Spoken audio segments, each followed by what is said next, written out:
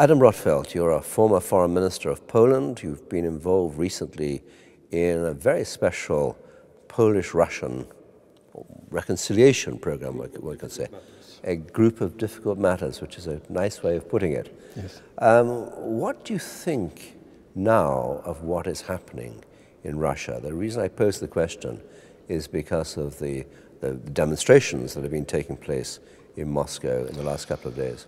Well, it seems to me that it reflects, I would say, the present situation in Russia in a sense that 20 years after the collapse of the Soviet Union, because as you remember, the 21st December 91, officially Soviet Union ceased to exist.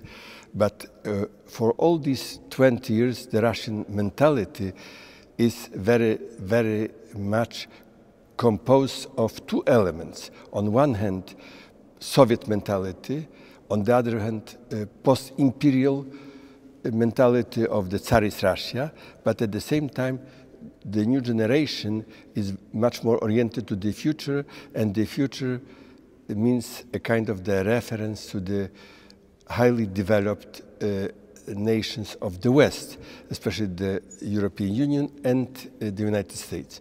Having in mind, I would say, all three elements which compose, I would say, the way of thinking of Russia, it is, in my view, the reflection that Russians would like not to be humiliated as it happened. Because on one hand, the information offered to them in September that two highest leaders of the country decided among themselves some years ago that they are going, I would say, to change the position.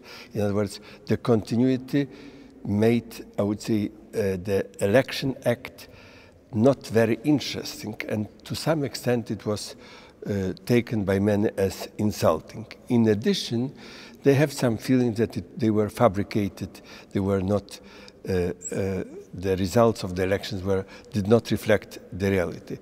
But having said that, which is rather critical analysis, I would like to add that there are some positive elements. The positive is that we have had yesterday, for the first time, a huge demonstration, about 40 to 50,000 people, and the authorities did not react in typical Soviet way, like it would be done in totalitarian countries, in what happened in Belarus or in Arab countries. In other words, it is very civilized form of reaction to accept, and this new acceptance of the right of people to express their critical views about the government is something promising and, in my view, encouraging.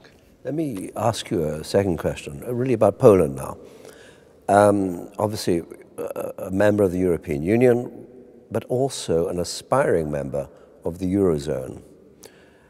What do you think of the Euro crisis and what it means for the European Union? Well, first of all, European Union, and starting from the community of coal and steel and coal through the European common market, and then the European economic community up to European Union, we have had always a lot of crises. In other words, always the community developed as the result of the very deep crisis, and after the crisis, overcoming the crisis meant a kind of the new quality, new consolidation. They were very, in fact, positive. This type of crisis, as we have now, is the most serious because it undermined, I would say, a fundamental consensus which was reached at Lisbon when the present form of the Union was approved and ratified by 27. What happened the day before yesterday, that we have once again the common position to overcome between 26 and the United Kingdom is outside. However, everybody knew it is not a kind of surprise. We knew that the British position is a different one.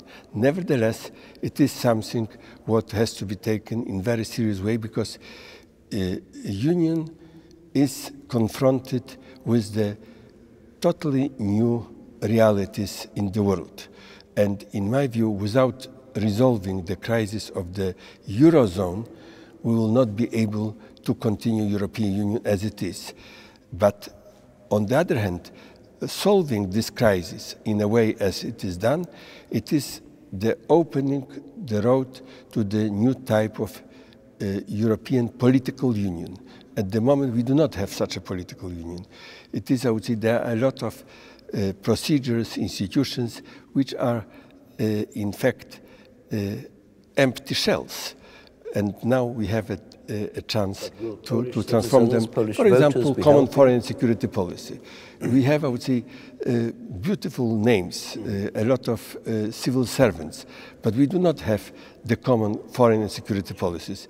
This is still reserved to the nations, because it is seen by many European countries as essential for their sovereignty.